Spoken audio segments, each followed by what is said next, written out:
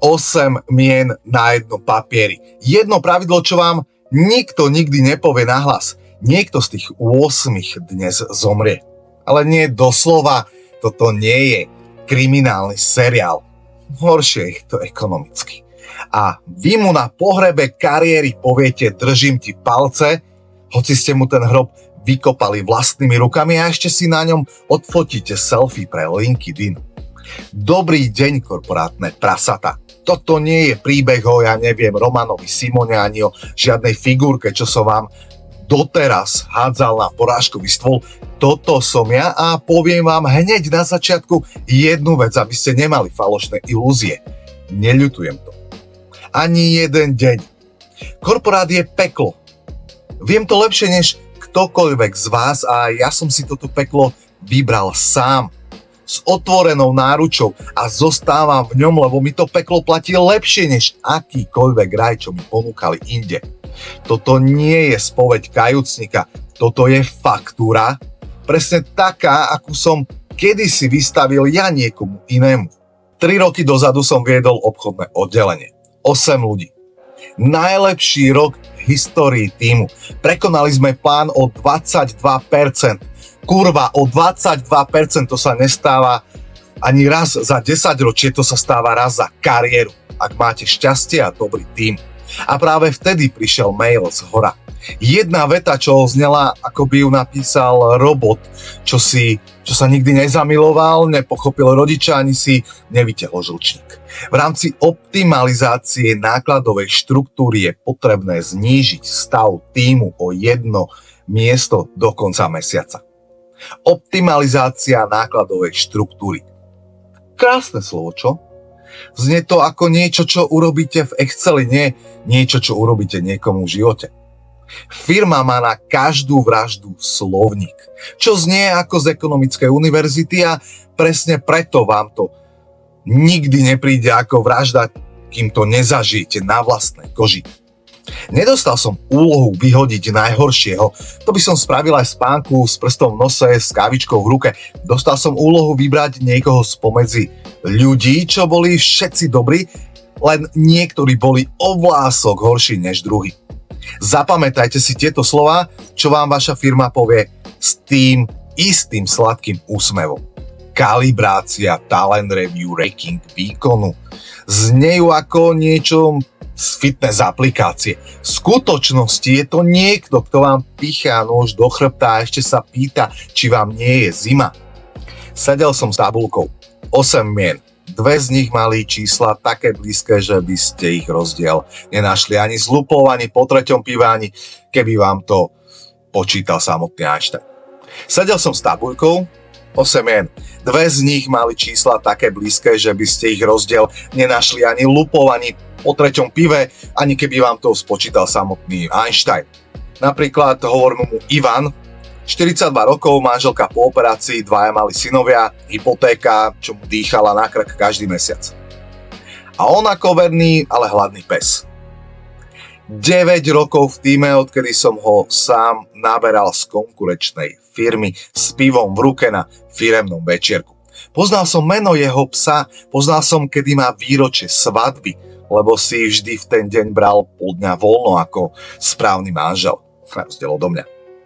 Potom je tu, nazvime ho Martin, 27 rokov, slobodný, žiadne deti, žiadna hypotéka, žiaden problém, okrem toho, že nevedel poriadne parkovať firemné auto. A to som vedel len ja od kamaráta z iného poschodia, čo mal po alkohole väčšiu papulu než rozum, s podpísanou ponukou vo vrecku od konkurencie. Čiže Martin mal záchranu sieť hrubú ako matrac. Ivan nemal nič, len prázdnu dieru pod nohami a rodinu, čo na ňo čakala doma s dôverou, akú by som si sám nikdy nezaslúžil. Do papiera som napísal, že Ivanové komunikačné zručnosti nezodpovedajú požiadavkám ďalšieho rastu pozície. Nádherná veta, čo? Znie to skoro ako pochvala, v skutočnosti znamená: vybral som teba, lebo si mal menej možností utiecť a tvoja katastrofa vyšla firmu lacnejšie než jeho. A teraz si možno myslíte, že som bol ja ten hajzel tohto príbehu. Pokojne si to myslíte ďalej, mne je to fakt jedno. Mám na to hrubú kožu, po 20 rokoch v obchode by som prežil aj kúpel v kyseline, ale pohodlne sa usadte, lebo vám poviem, kto sedel nado mnou. Môj vtedajší šéf, viceprezident divízie, dostal presne ten istý mail, len o poschodie vyššie, s krajším výhľadom z kancelárie a horším svedomím. Nesedel s 8 menami radových zamestnancov, sedel s 8 menami riaditeľov, ako som bol ja. Vedel som to, lebo mi to napol opitý priznal na golfe 3 mesiace predtým s výrazom, ako by sa priznal ku cudzolostvu. Že aj on hrá presne tú istú svinskú hru, len s väčšími figurkami a drahšou palicou na golf. A nad ním sedí predstavenstvo, čo hrá tú istú hru s akcionármi, čo hrajú tú istú hru s burzou, čo nemá tvár, nemá meno, nemá svedomie, kurva, nemá ani telo, čo by ste mohli nakopnúť, keby ste chceli. Má len číslo, čo musí každý štvrť rok rásť presne ako moja frustrácia, keď to celé vidím zhora až dole. A keď to číslo nerastie dosť rýchlo, celá tá pyramída sa zrúti po poschodí až úplne dole. Na Ivana, čo sa nikdy nedozvie nič viac, než že mal nedostatočné komunikačné zručnosti, hoci vedel komunikovať lepšie než polovica vedenia dokopy. No a poviem vám, prečo to funguje tak spoľahlivo na každom jednom z nás. Na mne, na vás aj na vašom šéfovi, čo si možno práve dnes ráno sadol s podobnou tabuľkou, s tou istou kávou, čo mu chutí ako vina zaliata horúcou vodou. Nebojíme sa stratiť niečo abstraktné, bojíme sa stratiť niečo, čo vidíme napísané čierne na bielo, s termínom, s vašim menom, vedľa niekoho iného, koho máme obetovať. V tej chvíli sa vypne rozum a zapne zviera, čo bolo v nás celý čas. Len čakalo na vhodnú príležitosť, presne ako hovoríme mu Miroslav, čaká na ďalší AI update. Strach, že vy budete ten druhý na tabuľke budúci rok je silnejší než akákoľvek lojalita, akékoľvek priateľstvo pri kávovare, akékoľvek.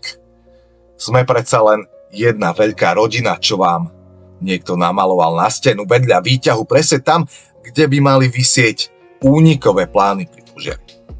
No a firma to vie. Neplatí si len tak pre nič za nič HR s diplomom psychológie.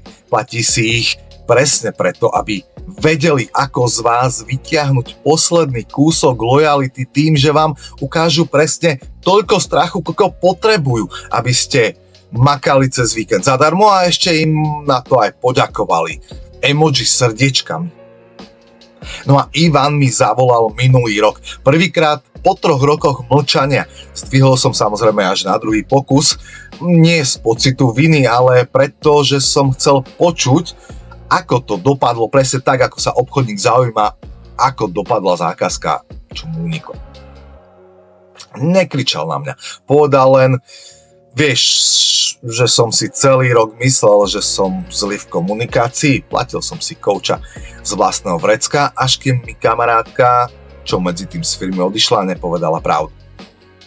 No a povedal som mu jednu úprimnú vetu, čo som mu kedy vôbec povedal. Vybral som teba, lebo si mal menej možností odísť sám.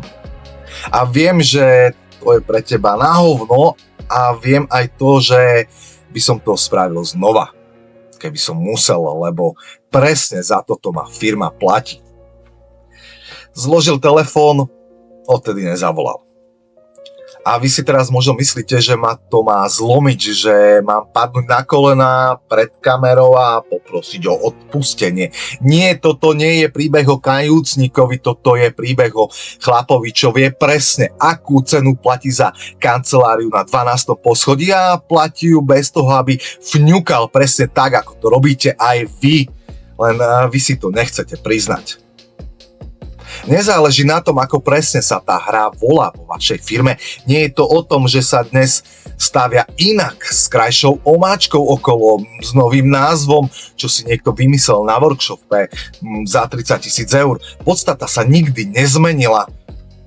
Niekto vždy potrebuje, aby ste bojovali proti človeku vedľa seba, namiesto toho, aby ste bojovali spolu proti problému, čo vás oboch drví. V firme je absolútne ukradnuté, či sa navzájom zožeriete, pokiaľ jej to prinesie krajšie číslo pre ľudí, čo vás v živote nevideli. Kedykoľvek vás niekto postaví do súťaže s kolegom, s ktorým ste roky spolupracovali, kedykoľvek vás poprosia anonymne zhodnotiť výkon tímu, pýtajte sa vždy jedno. Komu sa oplatí, že sa my dvaja hryzieme, namiesto toho, aby sme si kryli chrbát? A ak odpoveď nájdete na svojom poschodí, hľadajte vyššie. Vždy je vyššie, vždy bude niekto, čo sedí na vyššej stoličke a rozhoduje o vašej menšej. No a ja predsa len zavolám Ivanovi ešte raz hneď po tomto videu, ale nie preto, že potrebujem jeho odpustenie, to som si nikdy nenárokoval, ale preto, že aj korporátne prasa má svoj vlastný pokrivený kódex cti. A ten mi hovorí, že dlh sa má aspoň pomenovať, aj keď sa nikdy nesplatí. Napíšte mi, či ste niekedy boli súčasťou systému, čo vás postavil proti vlastnému kolegovi bez toho, aby vám to niekto povedal na rovinu. A napíšte mi aj to druhé, ťažšie. Či ste niekedy vy sami museli vybrať, kto pôjde. Nehambite sa za to. Ja sa nehambím, len to konečne do piče priznajte nahlas. No a na budúce vám poviem, čo sa stalo hneď, keď som sa ja sám o pár rokov neskôr ocitol na tej istej tabulke, čo som kedysi vyplňal vlastnou rukou. Tentokrát ako meno, nie ako ten, čo rozhoduje, a verte mi, tá strana stola je oveľa menej zábavnejšia. Takže daj like a odber a vítaj v pekle, pretože ja som tu doma a je mi tu kurva skvele.